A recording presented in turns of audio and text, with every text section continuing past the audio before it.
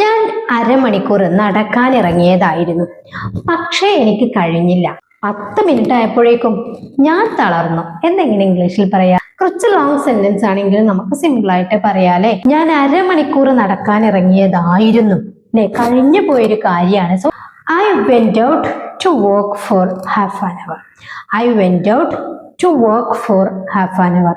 ഞാൻ അരമണിക്കൂർ നടക്കാൻ ഇറങ്ങിയതായിരുന്നു. But I couldn't. പക്ഷെ എനിക്ക് കഴിഞ്ഞില്ല.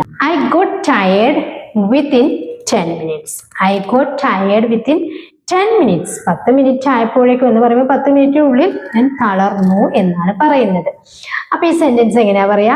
I went out to work for half an hour but I couldn't. I got tired within 10 minutes. ഞാൻ അരമണിക്കൂർ നടക്കാൻ ഇറങ്ങിയതായിരുന്നു, പക്ഷെ എനിക്ക് കഴിഞ്ഞില്ല.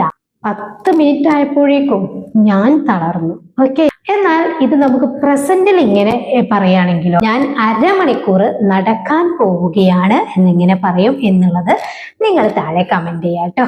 അപ്പൊ ശരി, താങ്ക് യു.